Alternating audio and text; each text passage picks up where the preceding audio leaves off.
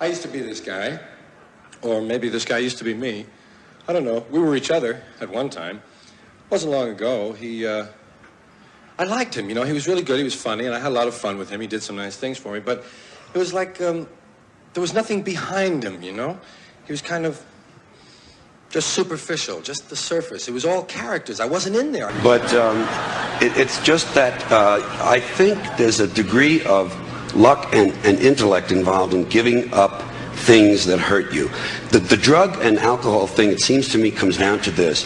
Drugs and these things are wonderful. They're wonderful when you try them first. They're not around for all these millennia for no reason. First time, mostly pleasure, very little pain, maybe a hangover. And as you increase and keep using whatever it is, the pleasure part decreases and the pain part, the price you pay, increases until the balance is completely the other way and it's almost all pain and there's hardly any pleasure. At that point, you would hope, then the intellect says, oh, this doesn't work anymore. I'm going to die and I'll do something. But you need people around you who can help you, and you need something to live for. You have to have something to look forward to bring you out of it. You know, there are a lot of people who don't have a lot to live for, and they're sort of stuck inside. Well, we know what they want. They want more for themselves and less for everybody else. But I'll tell you what they don't want. They don't want a population of citizens capable of critical thinking. They don't want well-informed, well-educated people capable of critical thinking. They're not interested in that. That doesn't help them. That's against their interest. That's right. They don't want people who are smart enough to sit around the kitchen table and figure out how badly they're getting fucked by a system that threw them overboard 30 fucking years ago. They don't want that. You know what they want? They want obedient workers. Obedient workers. People who are just smart enough to run the machines and do the paperwork and just dumb enough to passively accept all these increasingly shittier jobs with the lower pay, the longer hours, the reduced benefits, the end of overtime, and the vanishing pension that disappears the minute you go to collect it. And now they're coming for your Social Security money. They want your fucking retirement money. They want it back so they can give it to their criminal friends on Wall Street. Here's an interesting form of murder we come up with. Assassination. You know what's interesting about assassination?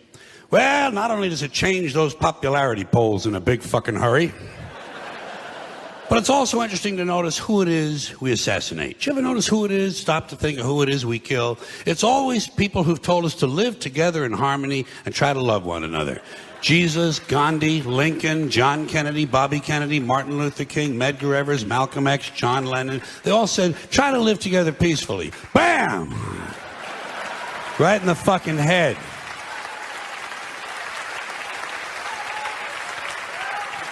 Apparently, we're not ready for that. Yeah, that's difficult behavior for us. So I have solved this little political dilemma for myself in a very simple way. On election day, I stay home. I don't vote. Fuck them. Fuck them. I don't vote.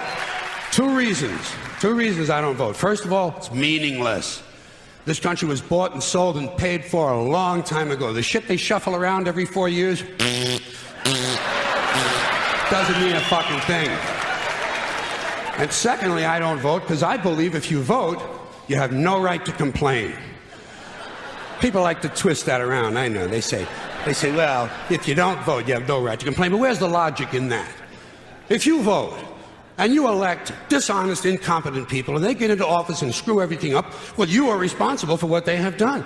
You caused the problem. You voted them in. You have no right to complain. I, on the other hand, who did not vote, Yeah, you have to give them credit for one thing. You have to give them credit. They're out in the open now. They're out in the open now. They're not even trying to conceal it anymore. The owners of the country they got their election. They said, we're going to get this election. We put you people in that court for a reason. All right, now's back the time to to pay earth us. for you now. Yeah, forget all that stupid. Will you? They're out in the open. They're openly driving the bus, and we're all in the back. There is no national conspiracy to buy elections and control America. Now talk about back to earth. That's part of the problem. That's part of the problem that we have is that people make these kind of irrational statements. Unfortunately, George, We don't even know how to take care of ourselves yet. We haven't learned how to care for one another. We're going to save the fucking planet? I'm getting tired of that shit. tired of that shit. Tired. I'm tired of fucking Earth Day. I'm tired of these self-righteous environmentalists, these white bourgeois liberals who think the only thing wrong with this country is there aren't enough bicycle paths. People trying to make the world safe for their Volvos. Besides, environmentalists don't give a shit about the planet. They don't care about the planet. Not in the abstract, they don't. Not in the abstract, they don't. You know what they're interested in? A clean place to live.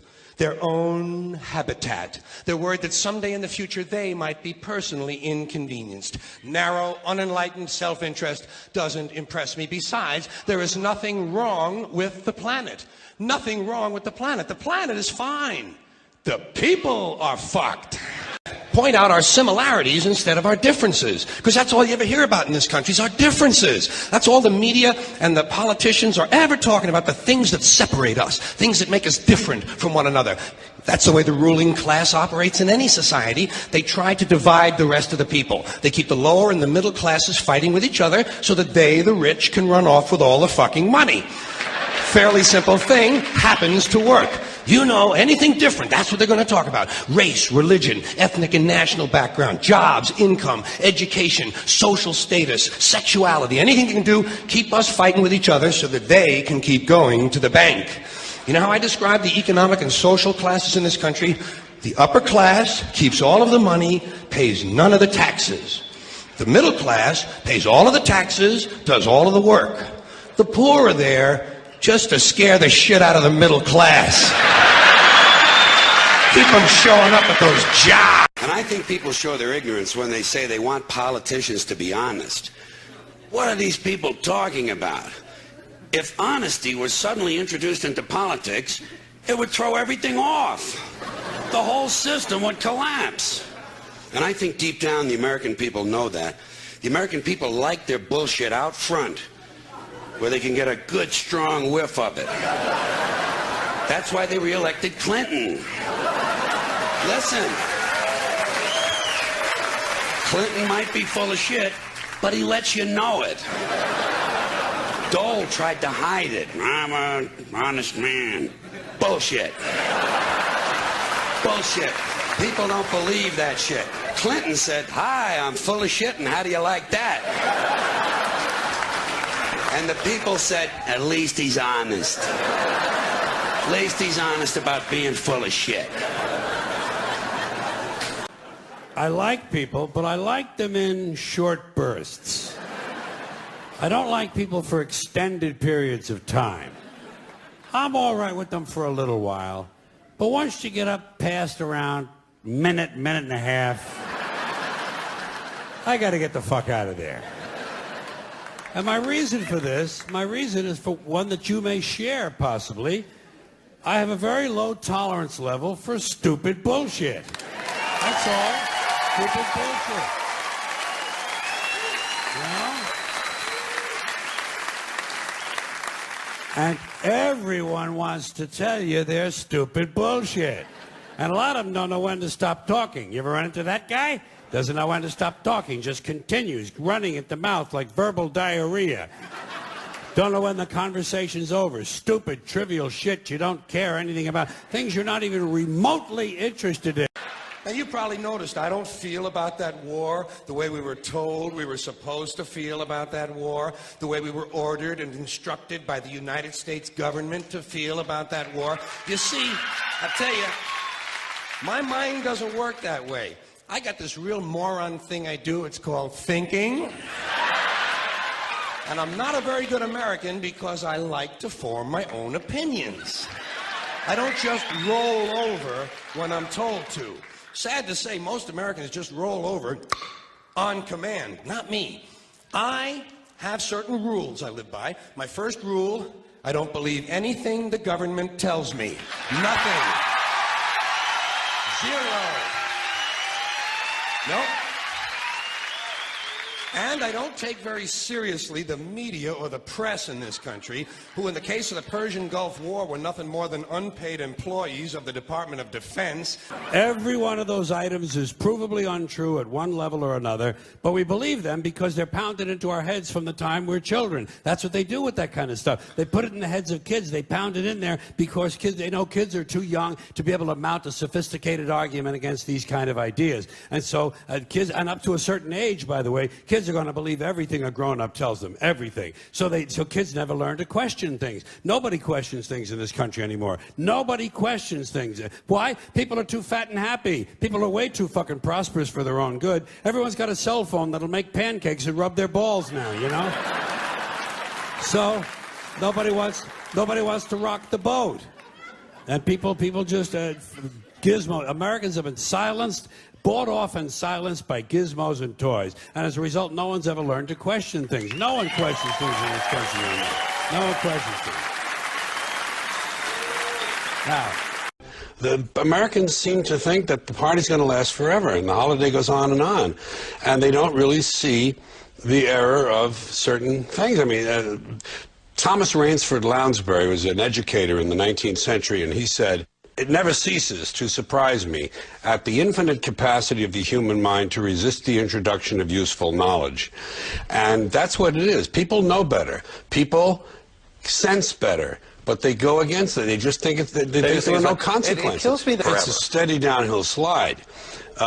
You know, this country is really finished. I mean, it really is technically finished. It's just a matter of playing out the end game. Well, it's true. It's true. You can see it. You can smell it. Anyone who can't see it or smell it doesn't understand. Now, normally, during peacetime, the politicians will refer to people in the military as our young men and women stationed around the world. But in wartime, they quickly become our brave young fighting men and women stationed halfway around the world in places whose names they can't pronounce, wondering if they'll ever see their loved ones again. For added emotional impact, sons and daughters can always be substituted for men and women. And so I think we can sum this up by saying that where the military is concerned, the extent of a politician's insincerity can be measured by how far around the world our soldiers are stationed and whether or not any of them can pronounce it. Incidentally, another way of expressing this sentiment is to say we're sending our young men and women to places the average American can't find on a map. I've always thought it was kind of funny and somewhat out of character for a politician to go out of his way to point out the low level of American intelligence when, indeed, his very job depends upon it. An overview to me means the whole deal. And I just think if they never showed up, what would these people do? What would the statesmen and the politicians do? They'd have to have fist fights or something. I mean, why? They just keep going back. They keep going, yeah, we'll be there, it's fun, we'll kill a guy and everything. You know, I mean, yeah, but you got to watch Breaker Morant or Paths of Glory, and you see what happens to these poor slobs who don't show up. Yeah. They're put in front of a firing squad, for Christ's sake. At least over there, you're running around in the jungle, you got half a chance, you know. I'm suggesting there is an alternative, although it's probably not doable. It's a macro idea. The idea is, fuck these people. Don't go. Nobody goes. If nobody goes, they're going to kill them all? They're going to have trials for every single person? No. I'm just living in a different kind of world. I don't subscribe. I don't buy into all the premises that go into this system. I have pulled myself away a long time ago. Well, it's probably about 10 years. It's an existential view. When I finally decided, fuck these people, these humans. Let them do their thing. I'll watch. It's... Poor people used to live in slums. Now the economically disadvantaged occupy substandard housing in the inner cities. And they're broke. They're broke. They don't have a negative cash flow position. They're fucking broke. Because a lot of them were fired. You know, fired. Management wanted to curtail redundancies in the human resources area. So many people are no longer viable members of the workforce. Smug, greedy, well-fed white people have invented a language to conceal their sins. It's as simple as that. The CIA doesn't kill anybody anymore. They neutralize people. Or they depopulate the area. The government doesn't lie. It engages in disinformation. The Pentagon actually measures nuclear radiation in something they call sunshine units. Israeli murderers are called commandos. Arab commandos are called terrorists. Not caring about the outcome. What do you mean by that? Not having an emotional stake in whether this experiment with human beings works. I really don't care. I love people as I meet them one by one. People are just wonderful as individuals. You see the whole universe in their eyes if you look carefully. But as soon as they begin to group, as soon as they begin to clot, when there are 5 of them or 10, or even groups as small as 2, they begin to change. They sacrifice the beauty of the individual for the sake of the group. I decided it was all under the control of groups now, whether it's business, religion, political people, or what, and I would distance myself from wishing for a good outcome. Let it do what it's going to do, and I'll enjoy it as an entertainment. And I'll reflect on what it is on its own. And I'll enjoy it for the entertainment. There's a little bit of a sick part in this, too. Yeah. I root for the big comet. I root for the big asteroid to come and make things right. That's the way I put it. Stir things up. Yes. Because fears and insecurities. And if you don't have any, they'll be glad to give you a few by showing you a nice picture of a woman with big tits. That's the essence of advertising. Big tits. Threateningly big tits. And speaking of big tits, what about show business? Show business, completely dishonest, corrupt, and full of shit, but in a nice way. Plenty of expensive drugs and perverted sex. If you're going to be full of shit, might as well enjoy your work. Then you have the media. Not just the news media, let's include them all. The media are almost literally exploding with bullshit because they're located right at the crossroads of all the other bullshit. The media are made up of equal parts advertising, politics, business, public relations, and show business. These people are sitting right at bullshit junction.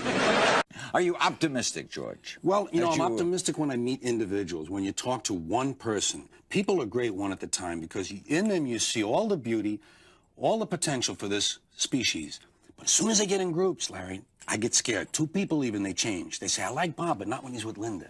You ever notice that? 3 people, 5, 10, they start having hats, little armbands, slogans, and an agenda, stuff they want to do. The bigger the group, the worse it is, Larry. Give me people one at a time, and I'm an optimist. Put them in groups of 400 or 10,000 or 10 million, and I get scared. Well, each German may have been all right in World War II. Right? As a guy. Well, Hitler was great at parties, they said, and great with children. But you put him with a flag. Put him with a large group in a square, and it was, you know, it was all over. Because I think they have each squandered their gifts. I think we have made wrong turns all along the line, both as a species and as, in this case, the American people. I think people blame politicians when it is their fault. It is their own fault. Where do you think these politicians come from? They come from American homes and schools and churches and universities and clubs, and they're Americans, and this is the best we can do. People say they're often, you know, where are the smart people? Where are they? They're making attack submarines. They're building better bombs. They're building better jet fighters, the smart people. Or they're trying to get a cure to cancer. But smart people aren't attracted to public life. We don't honor public life.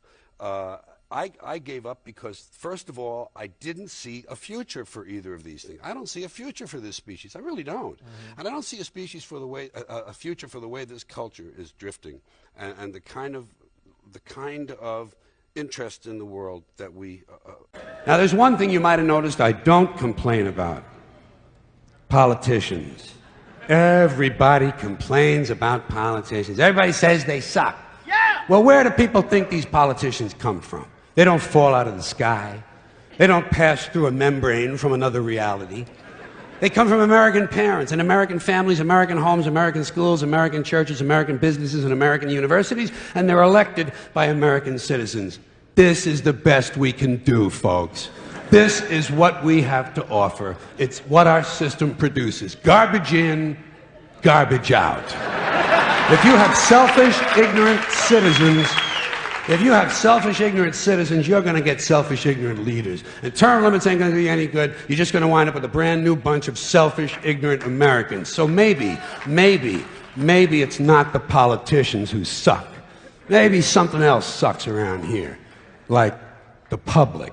I talk about the freaks, and the freaks are all humans, and they're like me, and they're all the same. We're all the same. I'm not better. I'm not different. I'm just apart now. I'm separate. I'm over here because I put myself out of the mix. I don't have a stake in the outcome. I'm not a cheerleader for a given outcome now. Oh, they say if you scratch a cynic, you'll find a disappointed idealist. And I would admit that somewhere underneath all of this, there's a little flicker of a flame of idealism that would love to see it all whoosh, change. But it can't happen that way. And incremental change, it just seems like the pile of shit is too deep.